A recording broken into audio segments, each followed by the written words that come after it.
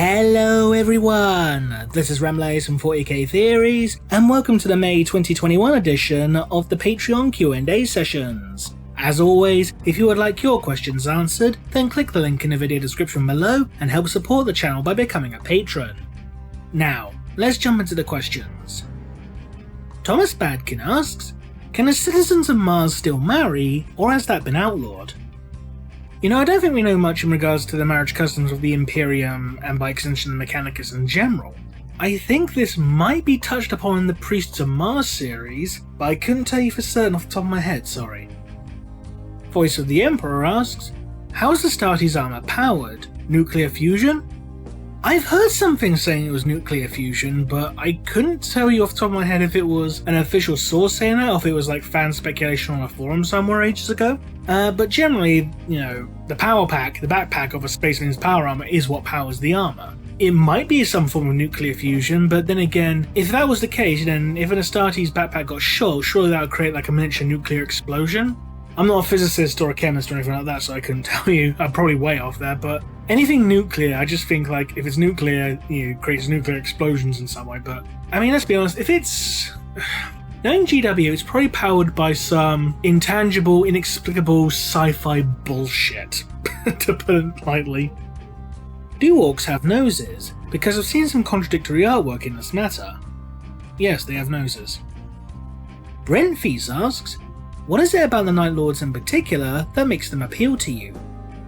Honestly, nostalgia. Because when I started back in 2nd edition, the Night Lords were basically the Chaos Space Marine army. Now I know like the Khorne Berserkers and the Plague Marines had plastic models before, you know, everything else, but the standard baseline Chaos Space Marine kit, that was painted to look like Night Lords. And Night Lords were heavily promoted back then.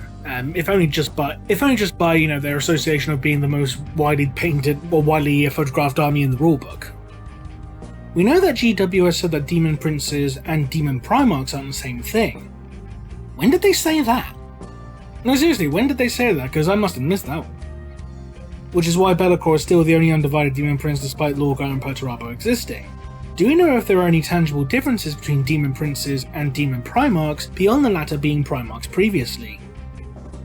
As far as I'm aware, Demon Primarchs are still Demon Princes. Because Visions of Heresy outright states that Fulgrim and Angron became Demon Princes. And this isn't the original version of Visions of Heresy, this is the reissue from like 2018, so unless they said it really recently, Demon Princes and Demon Primarchs, well, Demon Primarchs are Demon Princes, unless they changed it like literally in the last like 3 years. Could a Fury ever gain enough power to become an actual relevant undivided demon? I find it a little unlikely, not impossible, but unlikely considering that Furies are basically nothing more than, well, animals essentially. Griffin of Might asks, is it possible to become a demon prince not connected to one of the 4 Chaos Gods? Well, if you're an undivided demon prince like Be'lakor, you're not connected to one Chaos God, so yes, it's possible. With regards to Fury of Magnus and the promised Second Legion of Magnus, given that the founders of the Grey Knights have had their original Gene Seed removed and replaced with Gene Seed derived from the Emperor, is it possible that the Emperor had intended to have the Thousand Sons Gene Seed of Janus replicated in some way since it had been stabilized or perfected?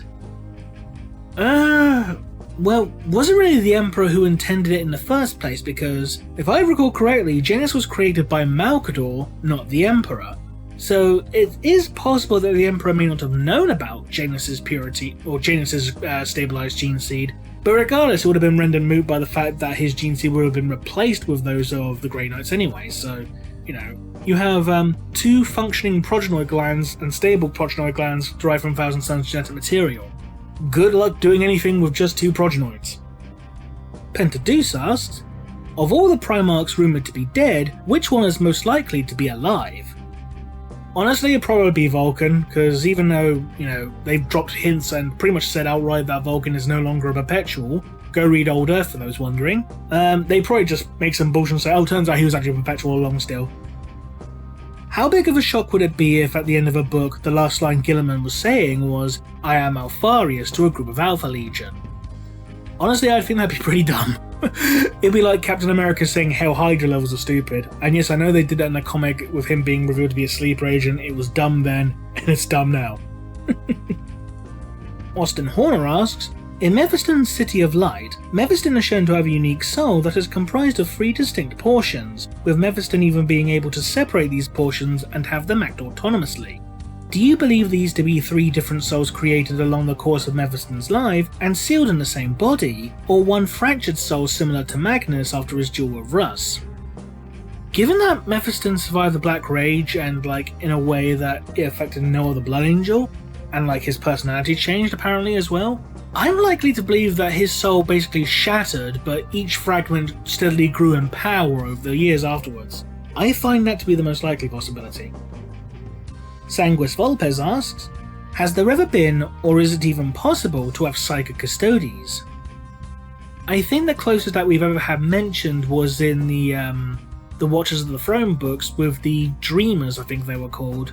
Because apparently, it's a huge deal for a custodian to be able to dream when they sleep, and these dreamers apparently can have portents of future events. I think, if it's been a while since I read the books, I'm probably misremembering it or something, but I think that's the closest we've ever had, I think. Ghost Reaper asks, what happens when a blank or a pariah is consumed by the Nids? I don't think that's ever officially happened, but given that blanks, nulls, pariahs, etc. Disrupt psychic activity around them, I think if the Hive Fleet's consumed one, it could adversely affect the Hive Mind and basically cause a Hive Tendril or a Hive ship to become separated from the Hive Mind. Alternatively, the Hive Fleets find a way to make use of the pariah gene and effectively weaponize it so you can have anti-psychic zoanthropes, for example, they'd be able to shoot out null energy. That would be kind of cool though, in fairness. And finally, Zero Hits asks, with Blood Bowl 3 coming out and the sheer amount of fan-made Warhammer animations that have sprung up, do you think there will be a slew of fan-made Blood Bowl animations on the horizon? Oh, I hope so, because Blood Bowl has, Blood Bowl has so much possibility and potential in regards to, comedic skits. Because Blood Bowl is a game that does not take itself seriously at all. I mean, we all know the story of, the game between, the undead and, the Empire, and they end up teleporting into 40k universe and was about between Nids and Necrons, and a Gene Stealer comes on the pitch and starts killing everyone. That was brilliant, that was so fun. But I hope we do, because Blood Bowl is just wacky fun, and you've got so much potential with it, and especially with crossover stuff within that story as well. I mean, yes, technically it was a Dungeon Bowl story, but Blood Bowl and Dungeon Bowl is the same bloody thing at the end of the day anyway. And that concludes this edition of the Patreon Q&A sessions. As always, if you would like your questions answered, then click the link in the video description below and help support the channel by becoming a patron. Until next time, this has been Remlace from 40k Theories, and we'll see you again soon. Bye bye!